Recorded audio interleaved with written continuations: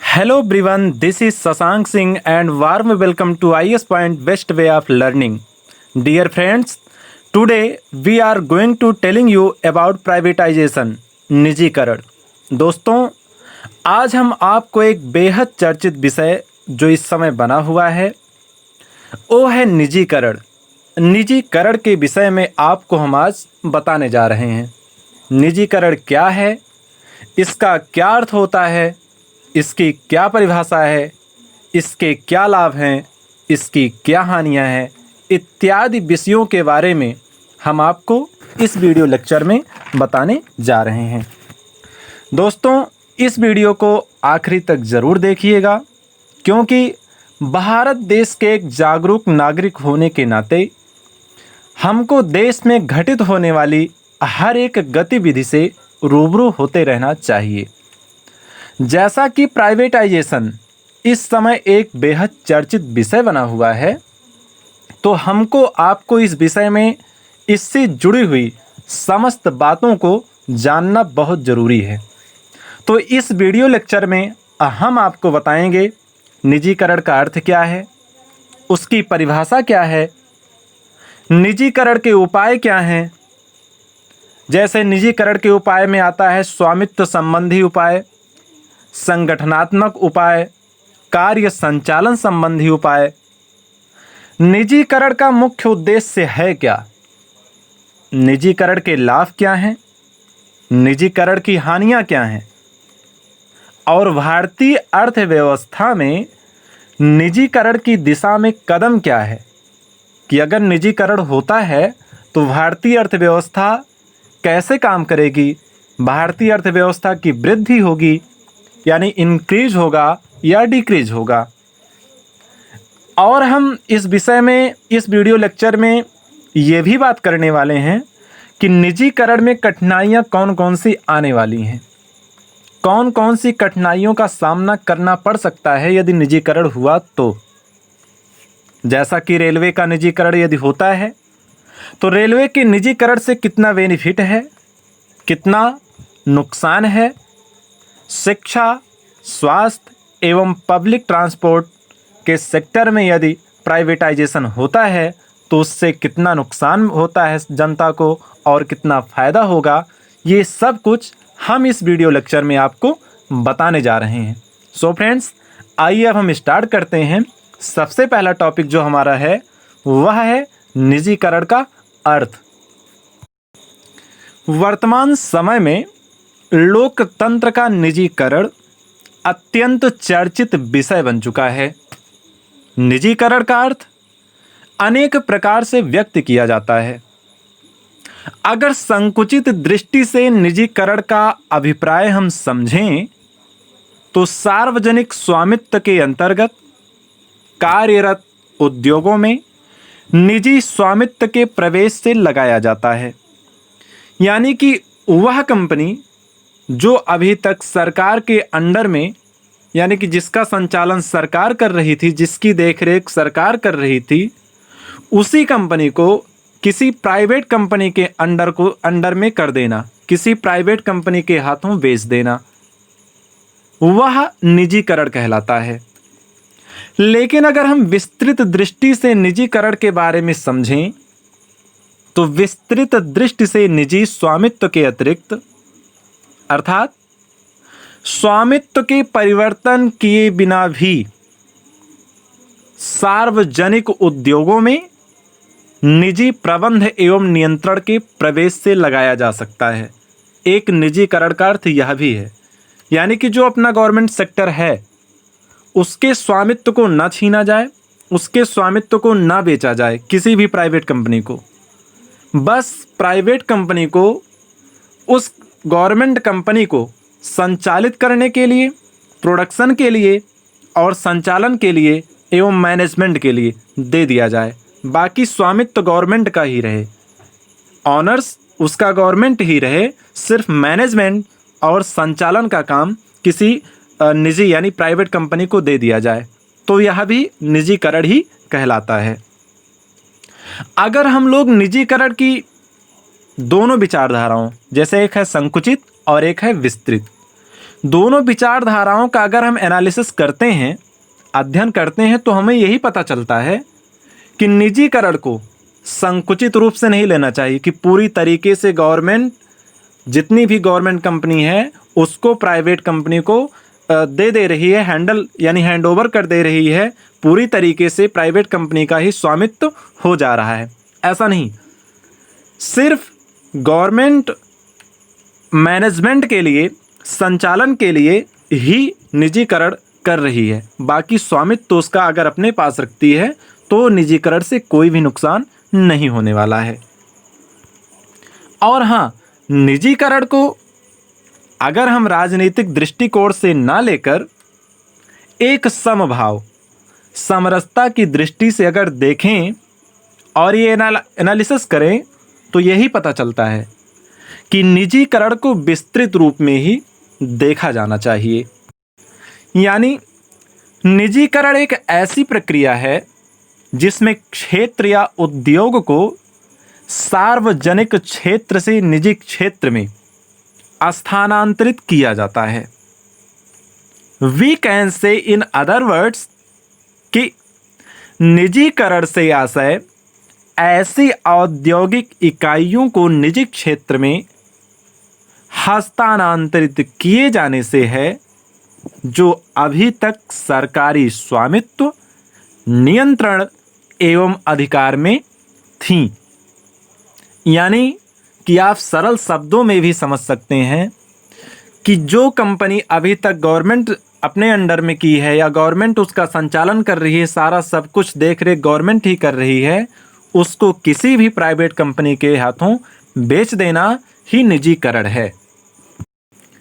अगर तकनीकी दृष्टि से हम इसे देखें तो तकनीकी दृष्टि से इसे अधिनियम यानी डेरेगुलेशन कहा जा सकता है, जिसका साफ साफ आशय यह है कि जो क्षेत्र अब तक सार्वजनिक क्षेत्र के लिए आरक्षित थे, रिजर्व थे, उनमें अब निजी क्षेत्र के प्रवेश की अनुमति दे दी जाएगी यदि प्राइवेटाइजेशन होता है किसी भी कंपनी का। तो अन्य स्पष्ट शब्दों में हम कह सकते हैं कि निजीकरण एक ऐसी प्रक्रिया है जिसके अंतर्गत एक नवीन औद्योगिक संस्कृति का विकास होता है। सार्वजनिक क्षेत्र से निजी क्षेत्र की तरफ कदम बढ़ाया जाना ही निजीकरण है।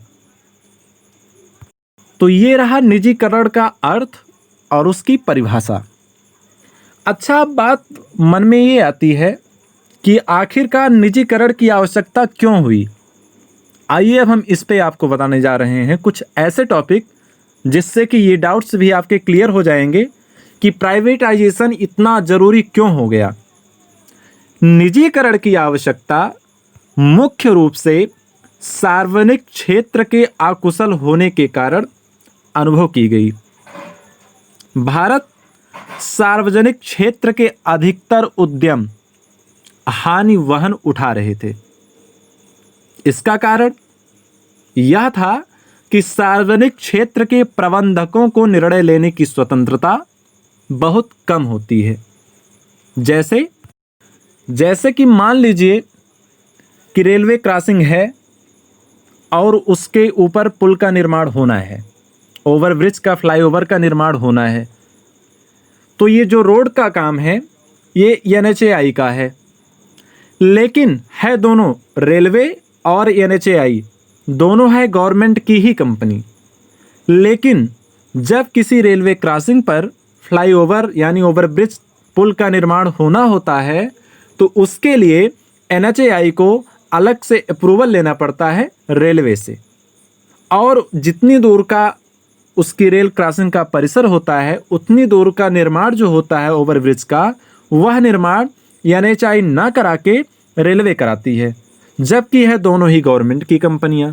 तो इस लंबे प्रोसेस में काफ़ी ज़्यादा समय लग जाता है, कभी एक साइन के लिए बहुत ज़्यादा समय लग जाता है, जिसके चलते यह काम होने में डिले हो जाता है।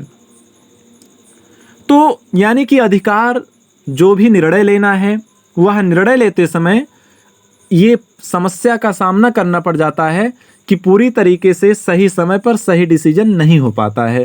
तो क्या इशू आ जाता है कि उत्पादन क्षमता का पूरा प्रयोग नहीं होता है। प्रबंधक जो होते हैं यानी जो मैनेजमेंट वाले होते हैं गवर्नमेंट में, पूरी जिम्मेदारी से कार्य नहीं करते हैं, इसीलिए प्रोडक्टिविटी कम हो जाती है, उत्पादकता कम हो जाती है।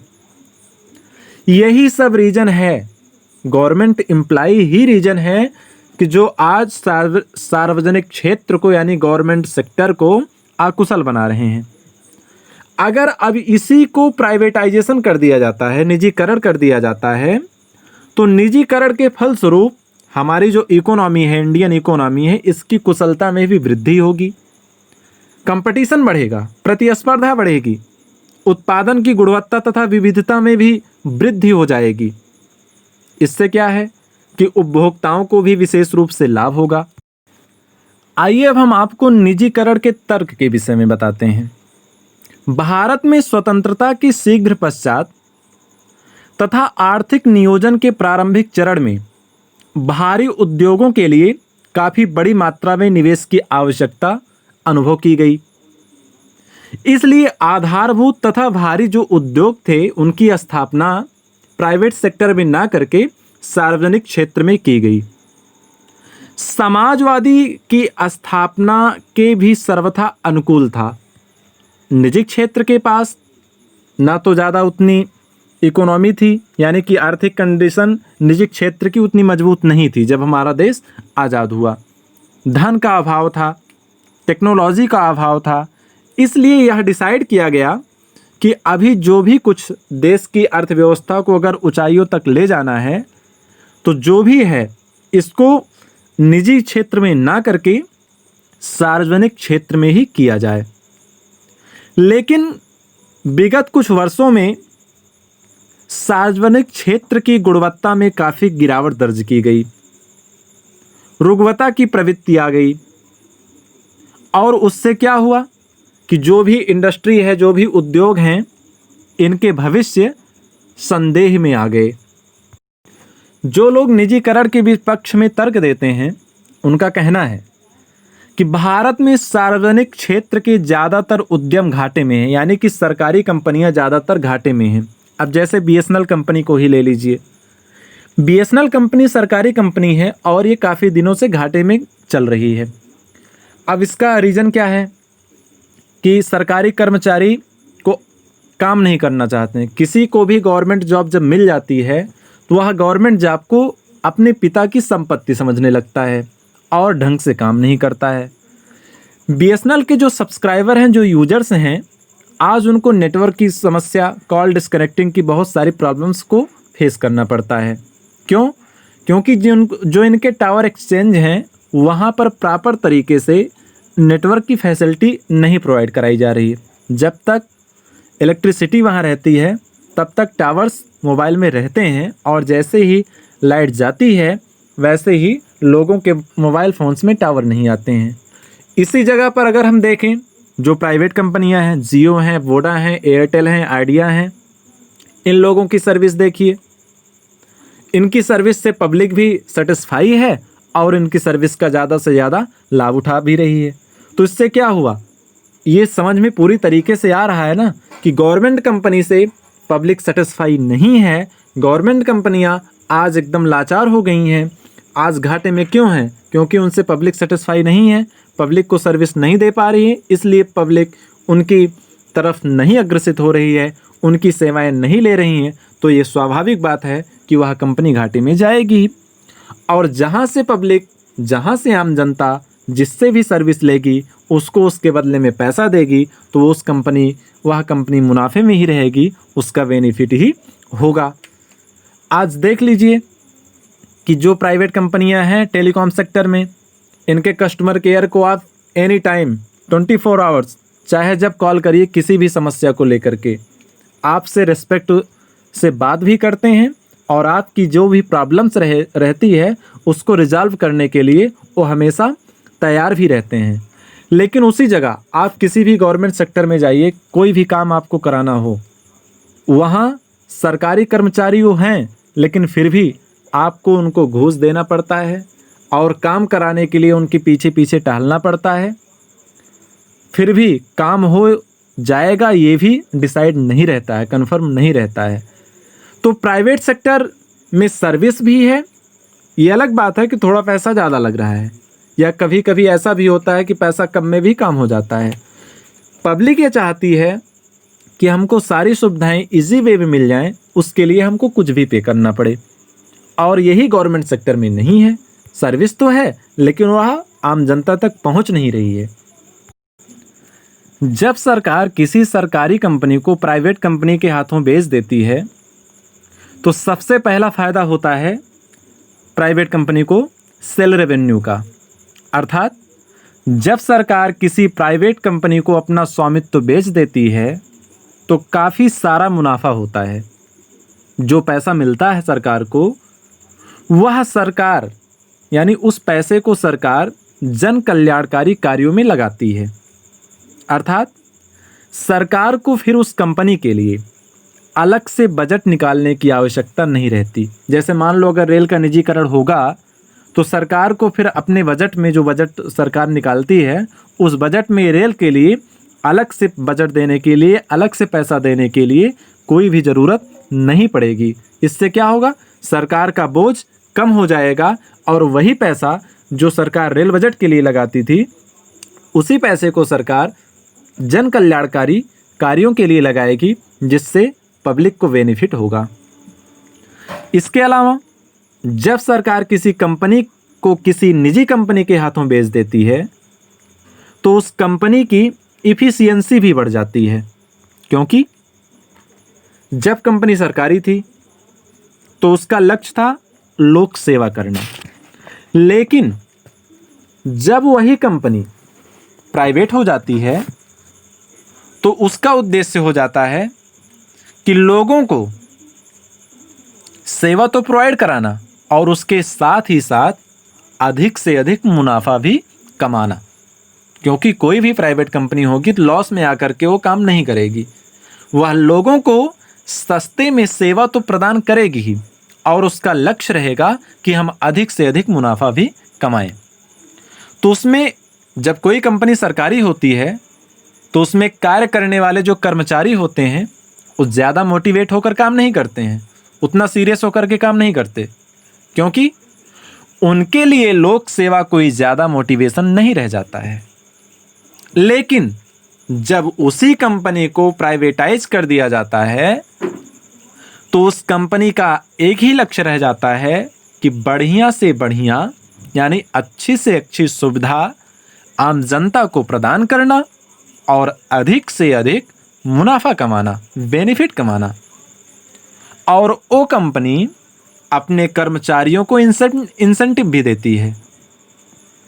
जिस कर्मचारी की ज़्यादा इफ़िशियंसी रहती है, यानी जो कर्मचारी ज़्यादा अच्छे से काम करता है, प्रोग्रेस देता है, कंपनी उसे इंसेंटिव भी देती है, उसका प्रमोशन भी करती है। तो ऐसे में क्या कि पैसा एक मोटिवेशन के रूप में प्राइवेट कंपनी में काम करता है, और मार्केट में कंपनी की कंपटीशन भी हो जाती है, प्रतिस्पर्धा बनी रहती है कि अगर हम अच्छा काम करेंगे तो हमारी मार्केट में वैल्यू और बढ़ जाएगी, जिससे कि कंपनी का फ़ायदा होगा। और जब कंपनी की इकोनॉमी बढ़ेगी तो वह इकोनॉमी हमारे देश की भी बढ़ेगी, हमारी देश की भी जीडीपी इंक्रीज होगी।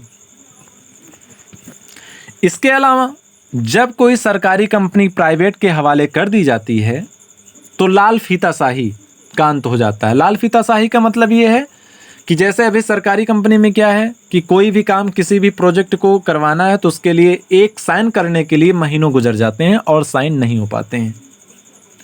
तो प्राइवेट कंपनियों में ये काम बहुत जल्दी होते हैं, राजनीति ना के बराबर होती है, प्रोसेस बहुत तीव्र होता है। यहाँ पर पॉलिटिक्स नहीं चलती है, यहाँ नेता से लेकर के मंत्री संतरी कोई भी काम नहीं कर सकते हैं। और सरकारी में यह है कि नेता अपना जुगाड़ लगाता है, मंत्री अपना जुगाड़ लगाता है, विधायक लोग अपना जुगाड़ लगाते हैं, जिसके चलते उसकी दक्षता जो है, इफ़िशियंसी जो है सरकारी कंपनी की, वह कम हो जाती है। जब कोई कंपनी प्राइवेट कर दी जाती है तो वह अपनी इफ़िशियंसी और प्रोडक्शन पर ज़्यादा ध्यान देती है। जब कोई कंपनी सरकारी से प्राइवेट बन जाती है तो राजनीति का दबाव तो पूरी तरीके से कम हो जाता है।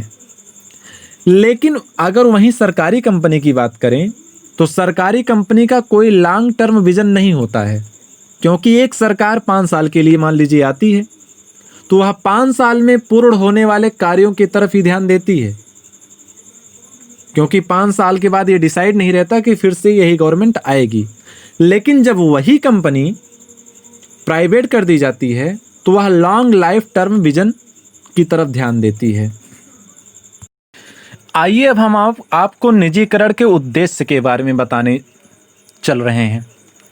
सरकार के लिए अब यह आवश्यक हो गया है कि वह गैर सामरिक उद्यमों के नियंत्रण यानी कंट्रोल, प्रबंधन यानी मैनेजमेंट और उनके संचालन से स्वयं को हटा ले, क्योंकि गवर्नमेंट के एम्प्लॉइज जो हैं वो पूरी तरीके से जिस तरीके से संचालन, प्रबंधन और नियंत्रण होना चाहिए उस तरीके से नहीं कर पा रहे हैं।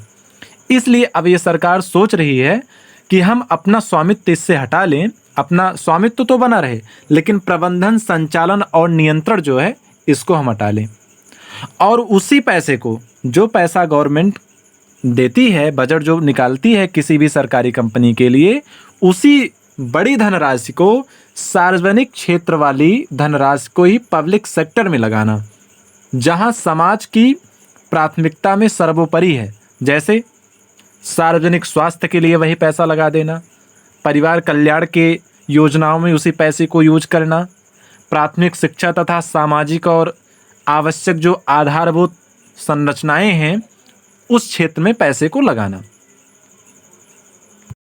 यानी सरकार सीधे सीधे तरीके से अगर हम कहें तो यह सोच रही है कि जो पैसा हम सरकारी कंपनियों में लगा रहे हैं और लगाने के बाद भी वहाँ की सुविधाएं, संचालन और नियंत्रण अच्छे से काम नहीं कर रहा है, उसको हम किसी ऐसी प्राइवेट कंपनी को दे दें जो इन्वेस्ट करने के लिए इच्छुक भी है और वह अच्छे से संचालन भी कर पाएगी और प्रबंधन भी कर पाएगी और नियंत्रण भी कर पाएगी।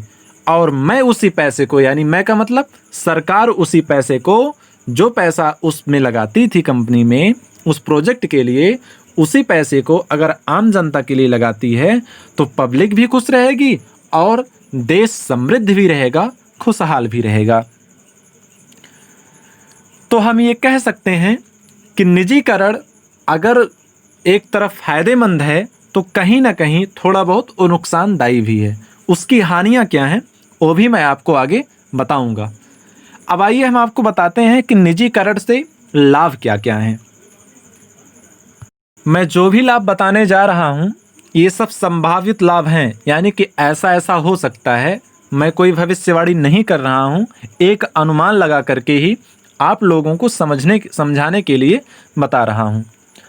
निजीकरण से जो प्राप्त होने वाले संभावित लाभ हैं वह यह है कि पहला लाभ, विनिवेश निजीकृत कंपनियों को बाजार अनुशासन से अवगत कराएगा, जिसके परिणाम स्वरूप वे और अधिक दक्ष बनने के लिए बाध्य होंगे।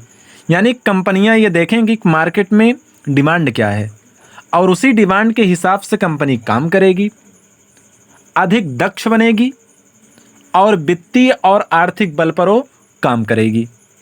वे बाजार ताकतों का और तेजी से मुकाबला कर सकेंगे।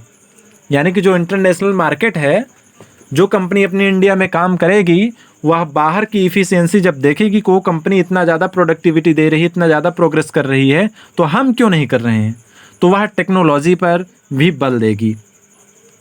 और जो उसके यहाँ एम्प्लॉय रहेंगे, अब जैसे गवर्नमेंट में है अनस्किल्ड लोग भी नेता, मंत्री, संतरी से जुगाड़ लगा करके आ जाते हैं, लेकिन प्राइवेट कंपनियां क्या हैं, इसमें स्किल्ड पर ज़्यादा बल दिया जाता है। जो स्किल्ड लोग रहेंगे, जो किसी भी कार्य में निपुण लोग रहते हैं, उन्हीं को ही कंपनी एज ए एम्प्लॉय रखती है। और अगर ऐसा होता है, निजीकरण होता है, तो इससे क्या है, सरकारी क्षेत्र के जो उद्यमी हैं उनको सरकारी नियंत्रण से छुटकारा भी मिलेगा और निजीकृत यानी जो प्राइवेट कंपनियां हैं उनके निगमित शासन की शुरुआत होगी और इससे रोजगार भी बढ़ेगा। क्योंकि प्राइवेट कंपनियां जब नई नई टेक्नोलॉजी विकसित करेंगी, नए नए प्रोजेक्ट लॉन्च करेंगी और नई नई फैसिलिटी पब्लिक सेक्टर को प्रोवाइड कराएंगी, तो उनको अधिक से अधिक मैन पावर की ज़रूरत पड़ेगी और जब मैन पावर की ज़रूरत पड़ेगी तो वह किसी न किसी लोगों को तो बुलाएंगी ही, जिससे कि रोजगार को बढ़ावा मिलेगा। लोगों को ऐसा लग रहा है कि यदि प्राइवेटाइजेशन होता है तो रोजगार कम हो जाएगा, लोग बेरोजगार हो जाएंगे। ऐसा नहीं है, रोजगार के चांसेस और बढ़ जाएंगे।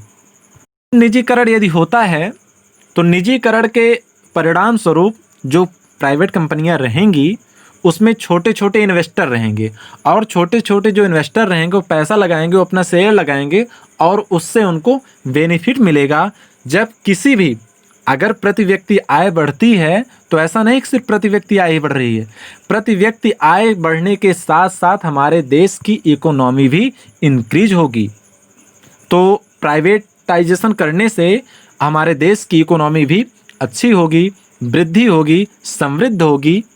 अब जैसे मान लो प्राइवेटाइजेशन हो जाता है तो प्राइवेटाइजेशन हो जाने से दूर संचार हुआ, पेट्रोलियम जैसे अनेक क्षेत्र जो हैं सार्वजनिक क्षेत्र में, इनका एकाधिकार समाप्त हो जाने से अधिक विकल्प भी बढ़ेंगे और सस्ते प्रोडक्ट भी मिलेंगे, गुणवत्ता वाली सुविधाएं भी मिलेंगी और सेवाओं के द्वारा उपभोक्ताओं को राहत मिलेगी, जिससे कि पहले से ही होना आरंभ हो गया है। अब जैसे हम इलेक्ट्रिसिटी बिल ही ले लेते हैं, कितने भी लोग ऐसे हैं जो आज भी बिजली का बिल नहीं देते हैं गवर्नमेंट को। तो वही जब गवर्नमेंट इसी इलेक्ट्रिसिटी डिस्ट्रीब्यूशन को किसी दूसरी प्राइवेट कंपनी के हाथों में दे देगी तो वह जो आज गवर्नमेंट घाटे में चल रही है, नुकसान में चल रही है, जो बिल कलेक्ट नहीं कर पा रही है, क्यों? क्योंकि करप्शन है। किसी का बिल मान लीजिए 50,000 है तो 10,000 दे करके ही वो ख़त्म करवा ले रहा है। तो 40,000 का जो घाटा है इसको कौन बियर कर रहा है? गवर्नमेंट ही तो बियर कर रही है। तो जब प्राइवेटाइजेशन हो जाएगा तो प्राइवेट कंपनी अपने एम्प्लॉय को लगाएगी और उससे वो बिल की वसूली करवाएगी। अगर वह एम्प्लॉय काम नहीं कर पाता है तो उसको फिर निकालेगी, उसको पैसा नहीं देगी, किसी दूसरे को लगाएगी। फाइनली क्या होगा कि जो आज लाइट की चोरी हो रही है, जो बिल लोग नहीं जमा कर रहे हैं, लाइट की चोरी भी कम हो जाएगी और लोग बिल भी जमा करेंगे और लोगों को अच्छी से अच्छी फैसिलिटी भी मिलेगी और हमारा देश भी समृद्ध होगा। आइए अब हम बात करते हैं कि भारतीय अर्थव्यवस्था में निजीकरण की दिशा में कदम, यानी कि जो अपनी इंडियन इकोनॉमी है, अगर प्राइवेटाइजेशन होता है तो हमारी इंडियन इकोनॉमी कैसी रहेगी, कैसी होगी। आइए एक अनुमान उस पर भी हम प्रस्तुत करते हैं। भारत में अभी इस विषय पर आम राय बनती जा रही है कि सरकार द्वारा वाणिज्यिक उपकरणों का संचालन किया जाना किसी भी दृष्टि से न्यायसंगत नहीं है। दुर्लभ वित्तीय कोषों का अभाव, अकुशल तथा हानि वहन करने वाले लोक उद्योगों का संचालन, ये सब क्या है? आदि कुछ महत्वपूर्ण कारण हैं जो भारतीय अर्थव्यवस्था में निजीकरण के पक्षधर हैं। अगर विगत वर्षों में हम देखें तो भारत सरकार द्वारा मिश्रित अर्थव्यवस्था से निजी अर्थव्यवस्था की तरह बढ़ने हेतु अनेक महत्वपूर्ण प्रयास किए गए हैं। जो प्रयास हैं उसमें से मैं आपको एक दो प्रयास के बारे में भी बताऊंगा। जैसे है कि सार्वजनिक क्षेत्र के लिए उद्योगों का संरक्षण। औद्योगिक नीति प्रस्ताव 1956 में संपूर्ण औद्योगिक इकाइयों को 3 प्रमुख भागों में बांटा गया था तथा 17 उद्योगों को लोक क्षेत्र में विकसित किए जाने हेतु निर्णय किया गया। लेकिन अब इस संख्या में कटौती कर दी गई है। केवल 4 उद्योगों को गवर्नमेंट के लिए रखा गया है, बाकी 13 उद्योगों को प्राइवेटाइजेशन कर दिया गया। और जब ऐसा किया गया तो हमारी इंडियन इकोनॉमी जो डिक्रीज हो रही थी वह इंक्रीज हुई। सार्वजनिक उपक्रम का सीमित क्षेत्र, यानी कि प्राइवेटाइजेशन हो जाने से जो गवर्नमेंट का अधिकार है वह एक सीमित हो जाएगा। गवर्नमेंट जो कंपनियां रहेंगी उनका एक लिमिट कर दिया जाएगा कि निजीकरण की नीति के अंतर्गत यह व्यवस्था की गई है कि सार्वजनिक क्षेत्र का महत्व केवल सुरक्षा तथा सामयिक महत्व के उद्योगों जैसे आधारभूत वस्तुओं तथा सेवाएं प्रदान करने वाले उद्योग, इसका प्राइवेटाइजेशन, खनन संसाधनों के विदोहन के सार्थक प्रयास, प्राइवेटाइजेशन, तकनीकी विकास ये प्राइवेट नहीं किए जाएंगे। निजी क्षेत्र द्वारा उपेक्षित क्षेत्रों तथा सुरक्षा, युद्ध, नीतिक, उद्योगों के संचालन तक यह अभी गवर्नमेंट ये सब अपने पक्ष में ही रखने की प्लानिंग में है। अब सार्वजनिक क्षेत्र में इक्विटी का विनिवेश, यह निर्णय किया गया है कि लोक उपक्रमों में सार्वजनिक स्वामित्व पूंजी की मात्रा को घटाकर 26% कर दिया जाएगा। विनिवेश संभवतः भारत तथा विश्व के अन्य राष्ट्रों द्वारा अपनाया गया विनिवेश का सर्वथा प्रचलित स्वरूप है, किंतु भारत में विगत 10 वर्षों में विनिवेश का जो प्रतिवर्ष लक्ष्य निर्धारित किया गया है, अभी उसमें सफलता प्राप्त नहीं हुई है। इसीलिए गवर्नमेंट ने ये डिसाइड किया है कि हम प्राइवेटाइजेशन जब करेंगे तो जो लक्ष्य है हमारी इंडियन इकोनॉमी को और सुदृढ़ करने का, वह सुदृढ़ हो जाए। आइए अब हम आपको निजीकरण की कठिनाइयों के बारे में बताते हैं। सार्वजनिक उपक्रमों के अनेक लाभ हैं। इस तथ्य से आज भी इनकार नहीं किया जा सकता कि गवर्नमेंट कंपनियों से बहुत सारे बेनिफिट्स हैं। सार्वजनिक क्षेत्र की निजी क्षेत्र की अपेक्षा अधिक आर्थिक सामाजिक लाभ हैं। जो प्राइवेट कंपनियां हैं वो उतनी ज़्यादा फैसिलिटी नहीं देती हैं जितनी ज़्यादा फैसिलिटी गवर्नमेंट कंपनियां देती हैं किसी भी एम्प्लॉय को। इसको हम नकार नहीं सकते हैं। भारत जैसे प्रजातांत्रिक समाज में निजीकरण के कई खतरे अथवा कठिनाइयां हैं। उसमें से जो प्रमुख खतरे की घंटी जैसे लग रही हैं उसके बारे में मैं आपको बताने चल रहा हूं। सबसे पहले तो श्रमिक लोग विरोध करेंगे। जब निजीकरण की प्रक्रिया अपनाई जाएगी तो सबसे बड़ी कठिनाई यूनियन के माध्यम से श्रमिकों की ओर से होने वाला विरोध है। वे बड़े पैमाने पर छटनी तथा पोजीशन खो जाना और काम के वातावरण में परिवर्तन जैसी बातों से डरे हुए हैं कि जब प्राइवेटाइजेशन हो जाएगा तो प्राइवेट कंपनी की जो क्राइटेरिया रहेगी, जो स्किल की क्राइटेरिया, अगर उसके अंतर्गत हम नहीं रहेंगे तो मेरी छटनी हो जाएगी, हमारी पोजीशन चली जाएगी, हम बेरोजगार हो जाएंगे। इससे वो बहुत ज़्यादा डरे हुए हैं। तो उनके विरोध का भी सामना गवर्नमेंट को करना पड़ सकता है जब वो निजीकरण का फैसला सुनाएगी। अगला अगर हमको जो लगता है वो है परिसंपत्तियों का मूल्यांकन। सरकार द्वारा विशुद्ध परिसंपत्तियों की किताबी मूल्य के आधार पर निर्णय लेकर, जैसे लोगों को लग रहा है कि यदि सरकार ऐसा कर देती है तो हमारा रोजगार छिन जाएगा, सरकारी नौकरी यानी नहीं मिलेगी, प्राइवेट कंपनियों में नौकरी नहीं निकलेगी, ऐसा लोगों के मन में संशय व्याप्त हुआ है। कुछ लोगों को ऐसा लग रहा है कि यदि प्राइवेटाइजेशन हो जाता है तो जो बड़ी बड़े उद्योगपति हैं, सरकार उनको फ़ायदा पहुंचाने के लिए ही ऐसा कर रही है, उनको प्रोत्साहित करने के लिए ऐसा कर रही है, जबकि सरकार की मंशा ऐसी नहीं है। अब मैं किसी भी राजनीतिक पार्टी का सपोर्ट नहीं कर रहा हूं, मैं एक शैक्षिक रूप से आपको बता रहा हूं कि सरकार की मंशा ये है कि जो लचीलापन है सरकारी सुविधाओं में, सरकारी व्यवस्थाओं में, सरकारी प्रबंधनों में, यदि हम उसको किसी निजी कंपनी के स्वामित्व में दे देते हैं तो वह लचीलापन, वह असुविधा, वह अव्यवस्था जिसके चलते सरकार बदनाम होती है कि सरकार पैसा तो देती है लेकिन लोगों तक नहीं पहुंच पाता, लोगों तक सुविधाएं नहीं पहुंच पाती हैं, वह सरकार की कमी न रह जाए इसके लिए वह प्राइवेटाइजेशन करके लोगों को अच्छी से अच्छी फैसिलिटी देना चाह रही है, अच्छी से अच्छी सुविधाएं प्रदान करना चाह रही है।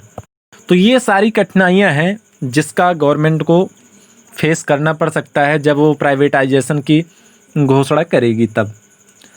अब जैसे रेलवे का निजीकरण, रेलवे के निजीकरण को लेकर के काफ़ी लोग बहुत ज़्यादा डरे हुए हैं, संशय में हैं।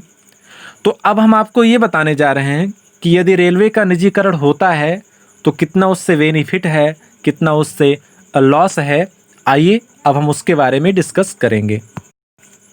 भारतीय रेलवे ने 109 रूटों पर ट्रेन चलाने के लिए निजी कंपनियों से रिक्वेस्ट फॉर क्वालिफिकेशन यानी RFQ आमंत्रित किया है, इनवाइट किया है। रेलवे बोर्ड के जो चेयरमैन हैं उनका कहना है कि अप्रैल 2023 में निजी रेल सेवाएं शुरू हो जाएंगी, ऐसा उन्होंने अनाउंसमेंट किया है। रेलवे की ओर से जो स्टेटमेंट निकाला गया उसमें ये कहा गया था कि यदि रेलवे का निजीकरण होता है तो रेलवे में निजी क्षेत्र के 30,000 करोड़ रुपए निवेश होंगे, और ये जो पैसे निवेश होंगे ये भारत के रेलवे नेटवर्क पर यात्री ट्रेनों के संचालन में निजी क्षेत्र का पहला प्रयास है। इससे रेलवे ने यह कहा कि इस प्रोजेक्ट का यानी कि निजीकरण करने का मेन मकसद ये है कि रेलवे में नई नई टेक्नोलॉजी लाना, जो मरम्मत यानी मेंटेनेंस स्पेंड है उसको कम करना, यात्रा के समय को कम करना और नौकरियों को बढ़ावा देना। अभी रेलवे में जो नौकरी निकलती है लोग उसमें सोर्स सिफारिश लगा करके जो अनस्किल्ड लोग हैं वो भी सिलेक्टेड हो जाते हैं, और जब रेलवे का निजीकरण होगा तो स्किल्ड लोगों को ही प्राइवेट कंपनियां अपने यहाँ एम्प्लॉयमेंट यानी कि उनको एम्प्लॉय के रूप में रखेंगी, रोज़गार देंगी, और इससे क्या है बेरोज़गारी भी कम होगी।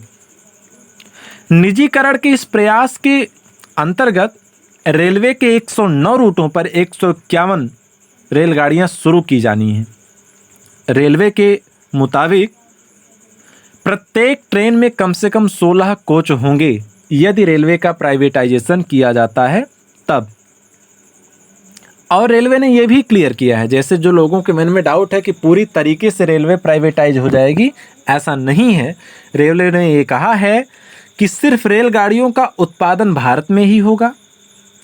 निजी क्षेत्र की जो कंपनियां रहेंगी जिनके हाथों में ये सौंपा जाएगा उनकी जिम्मेदारी रहेगी इनके वित्त पोषण की, यानी कि जो भी निर्माण में पैसा लगेगा वो प्राइवेट कंपनी पे करेगी। संचालन यानी कि उसको कैसे कैसे चलाना है, किस किस रूट पे चलाना है, कहाँ कितनी ट्रेनें चलानी है, और उसके रख रखाव यानी मेंटेनेंस, इसकी सबकी जिम्मेदारी होगी प्राइवेट कंपनी की। लेकिन उसकी असली हकदार, असली मालिक गवर्नमेंट ही होगी, प्राइवेट कंपनी नहीं होगी। सिर्फ मेंटेनेंस के लिए, संचालन के लिए और उत्पादन के लिए रखा जा रहा है। और इस प्रोजेक्ट की जो अवधि होगी वो 35 ईयर्स यानी 35 साल के लिए एग्रीमेंट होगा कि जो प्राइवेटाइजेशन किया जा रहा है रेलवे का वो 35 साल के लिए ही किया जाएगा। भारतीय रेलवे मार्च 2019 तक 67,415 किलोमीटर के मार्ग की लंबाई के साथ आकार में दुनिया के चौथे सबसे बड़े रेल नेटवर्क का प्रबंधन करता है। सरकारी आंकड़ों के अनुसार अगर हम आपको बताएं तो भारतीय रेलवे को अगले 12 वर्षों के लिए 50 लाख करोड़ रुपए की ज़रूरत होगी, जबकि सरकार के पास तो इतना रुपया केवल सिर्फ रेलवे सेक्टर पर खर्च करने के लिए नहीं है।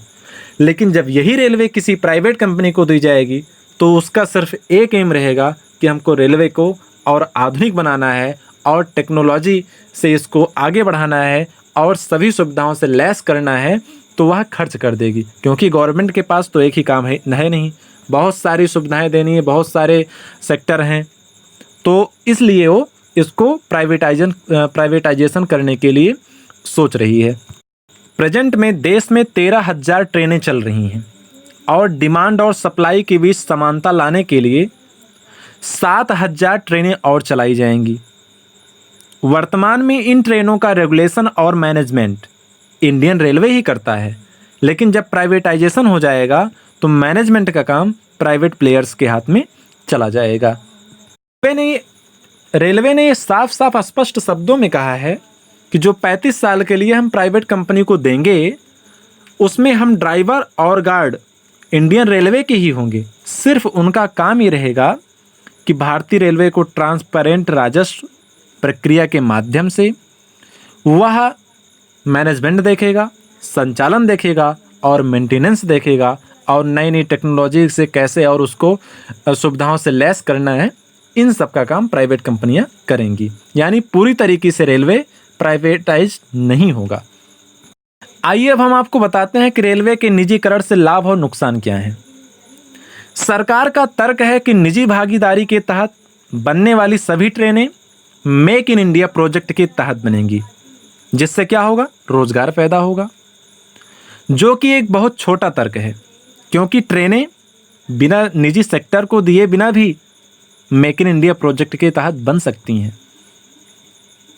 दूसरी अगर बात करें तो ट्रेनों का रख रखाव निजी क्षेत्र के द्वारा जब किया जाएगा तो उसमें साफ सफाई रहेगी। निजी क्षेत्र में जाने से ट्रेनें समय पर पहुंचेंगी, लेकिन ये तर्क भी बहुत ज़्यादा मजबूत नहीं है, क्योंकि सरकार भी उन कमियों को दूर कर सकती है। अगर हम देखें तो जब हम निजी प्लेयर के हाथ में ट्रेन चली जाएगी तो बेहतर सुरक्षा मिलेगी, लेकिन किराया भी बढ़ने की उम्मीद है, जो कि एक जन सामान्य आम आदमी के लिए प्रॉब्लम्स क्रिएट कर सकता है। अब अगर हम शिक्षा, स्वास्थ्य एवं पब्लिक ट्रांसपोर्ट की बात करें तो जैसे अभी गवर्नमेंट जितने भी स्कूल्स हैं उसमें लोग पढ़ना नहीं चाहते हैं, अपने बच्चों को प्राइवेट सेक्टर में ही भेजते हैं, प्राइवेट स्कूलों में ही भेजते हैं। पैसा तो लगता है, फीस तो लगती है, लेकिन लोगों का विश्वास क्या है, गवर्नमेंट स्कूलों से उठ गया है, इसलिए वो प्राइवेट स्कूलों में ही अपने बच्चों की शिक्षा करवाते हैं। लेकिन ये आम आदमी तो नहीं कर सकता है। जब पूरी तरीके से प्राइवेटाइज कर दिया जाएगा तो लोग फीस हाई कर देंगे, जिसके चलते आम आदमी को अपने बच्चों को पढ़ाना मुश्किल हो जाएगा। अगर हम स्वास्थ्य की बात करें तो लोग खुद ही आज ले तो रहे हैं प्राइवेट सुविधाओं का ही लाभ, लेकिन करते हैं विरोध प्राइवेटाइजेशन का। कैसे? लोग गवर्नमेंट हॉस्पिटल में जाने से डरते हैं, क्योंकि वहाँ के डॉक्टरों के ऊपर लोगों को भरोसा नहीं रहता है और पैसा दे करके ही प्राइवेट हॉस्पिटल में ही इलाज करवाते हैं वो। पब्लिक ट्रांसपोर्ट, लोग रोडवेज से गवर्नमेंट की जो भी बसें हैं उससे यात्रा नहीं करते हैं, यात्रा करना रहता है तो ज़्यादातर प्राइवेट बस का ही यूज करते हैं। तो खुद ही लोग एक तरफ तो ये कहेंगे कि हम सरकारी सुविधाओं का लाभ नहीं लेंगे और प्राइवेटाइजेशन का विरोध भी करेंगे। अब अगर बात स्कूलों की जाए तो शायद ये पूरी बहस ही ऐसी हो जाएगी। शिक्षा राज्य और केंद्र दोनों की सूची का हिस्सा है, यानी समवर्ती सूची का हिस्सा है। सन 1976 से पहले ये पूरी तरह से राज्यों का दायित्व था, लेकिन 1976 के जब संविधान संशोधन हुआ तो इसे समवर्ती सूची में डाला गया, जिसका ये एम था कि 100% शिक्षा का प्रसार। आज हर बच्चे पर लगभग 5,000 से ज़्यादा रुपए सरकार द्वारा प्रति माह खर्च किए जा रहे हैं, लेकिन क्या बच्चे उस हिसाब से डेवलप हो पा रहे हैं? उनका माइंड उसी हिसाब से डेवलप हो पा रहा है? भारत में 23 करोड़ से ज़्यादा विद्यार्थी लगभग 13 लाख से ज़्यादा स्कूलों में जा रहे हैं। अंतर्राष्ट्रीय स्तर पर यह संख्या सबसे अधिक है। अगर सरकारी स्कूलों में वो सब सुविधाएं हैं जो शिक्षा के अधिकार कानून के तहत तय हुई हैं, जैसा कि बिल्डिंग, स्पोर्ट्स ग्राउंड, लाइब्रेरी, कहीं कहीं स्विमिंग पूल भी नहीं है, तो सिर्फ योग्य शिक्षक और अच्छी पढ़ाई क्यों नहीं हो रही है? और उसी जगह अगर हम देखें बड़े प्राइवेट स्कूल्स में भी ये सभी सुविधाएं हैं, साथ ही पढ़ाई भी अच्छी है, लेकिन फीस महंगी है। इसके विपरीत अगर हम ध्यान दें, कम बजट वाले स्कूलों में भी अन्य सभी सुविधाएं ना के बराबर हैं, लेकिन अगर पढ़ाई के मामले में देखा जाए तो सरकारी स्कूलों से बेहतर है। 45% से ज़्यादा विद्यार्थियों का नामांकन उसमें है, लेकिन अगर आरटीआई के नियम के बजट स्कूलों के खिलाफ है, यानी कि सरकारी स्कूलों की बीमार शिक्षा को ठीक नहीं कर पाया गया, तो जो बजट स्कूलों पर दिया जा रहा है गवर्नमेंट के द्वारा, वह सब बेकार ही तो जा रहा है। सोचिए ऐसा क्यों हुआ? क्योंकि सरकार के पास सभी संसाधन हैं, उनको नियम कानूनों के पचड़े में पड़ना नहीं है, पैसों की तंगी नहीं है। लेकिन कोई भी पब्लिक स्कूल तिनका संसाधन जुटाकर बनाता है, फिर उसे सरकारी एजेंसियों से अप्रूवल भी लेना पड़ता है, जो कि इतना आसान नहीं है। एक साइन के लिए महीनों लटकने पड़ जाते हैं। पब्लिक स्कूल की सबसे बड़ी ताकत होती है अभिभावकों का विश्वास। बच्चों के जो पेरेंट्स होते हैं उनका विश्वास रहता है कि अगर हमारे बच्चे प्राइवेट स्कूल में पढ़ेंगे तो सक्सेस हो जाएंगे। शायद गिने चुने या फिर केंद्रीय विद्यालय जैसे संस्थान जहां सरकार की मनमानी सीमित है, इसलिए वहां की गुणवत्ता प्रभावित नहीं होती। सरकार शिक्षा के लिए नीति भी बनाती है और निगरानी भी करती है, और उसी के स्कूल भी हैं। शायद इसीलिए शिक्षा हाशिए पर है, क्योंकि जो प्राइवेट स्कूल रहेंगे उनके अपने नियम रहते हैं और अपनी गाइडलाइंस रहती है, इसलिए उनमें बेहतर सुविधा रहती है। पिछले 2 दशकों से अगर हम देखें तो जहाँ जहाँ निजी क्षेत्रों ने कदम बढ़ाए हैं, लोगों की परेशानियाँ कम हुई हैं, उनकी ज़िंदगी बेहतर हुई है, उनको घर बैठे सेवाएं मिल रही हैं और वो संतुष्ट भी हैं। तो वैसे जनता पर दोनों का ही असर है। अगर प्राइवेट सेक्टर प्राइवेटाइजेशन होता है तो हम ये पूरी तरीके से नहीं कह सकते हैं कि आम जनता को लाभ ही मिलेगा, लेकिन एक उम्मीद लगाई जा सकती है। लेकिन काफ़ी हद तक अगर प्राइवेटाइजेशन होता है तो हमारे देश की जो जीडीपी है, इंडियन इकोनॉमी है, ये इंक्रीज होगी, बढ़ेगी, बेरोजगारी की समस्या कम होगी, जो आम लोगों की समस्याएं हैं वो दूर होंगी। जैसे पुलिस महकमा है, लोगों से घूस लेता है तब काम करता है, अगर यही काम किसी प्राइवेट कंपनी को दिया जाएगा तो वह अपने हिसाब से अपने नियम कानून चलेगी तो संविधान के अंतर्गत ही, लेकिन कुछ उसके भी अपने गाइडलाइंस रहेंगी और उसका पालन करना पड़ेगा। अदरवाइज जो भी एम्प्लॉय कंपनी में सही से काम नहीं करता, कंपनी उसको रिमूव कर देती है। सेम वही प्रक्रिया जब गवर्नमेंट सेक्टर में प्राइवेट कंपनियों का इन्वॉल्विंग हो जाएगी तो यही इसमें भी होगा। तो दोस्तों, इस वीडियो लेक्चर में इतना ही। आप सभी के सुझाव अपेक्षित हैं, हम वेट करेंगे। जो भी डाउट्स होंगे आप लोग कमेंट के ज़रिए उसको क्लियर कर सकते हैं। यदि किसी को किसी भी प्रकार की कोई समस्या है तो कमेंट के ज़रिए आप हमसे कनेक्ट हो सकते हैं। प्राइवेटाइजेशन आईएएस पॉइंट ये नहीं कह रहा है कि होना ही चाहिए, और ये मना भी नहीं कर रहा है कि नहीं होना चाहिए। मैंने उसके लाभ क्या हैं, हानियाँ क्या हैं, उसके उद्देश्य क्या हैं, और निजीकरण यदि होता है तो देश की वृद्धि में कैसे आगे बढ़ेगा, देश हमारा कैसे चलेगा, ये सब कुछ मैंने बताया है, जो कि एक संभावित है। 100% श्योर हम नहीं कह रहे हैं। इसलिए जो भी डाउट्स होंगे आप सभी लोग कमेंट के ज़रिए बताइएगा। सो फ्रेंड्स, हम आपके कमेंट का वेट करेंगे। तब तक के लिए इजाज़त दीजिए। Thank you so much.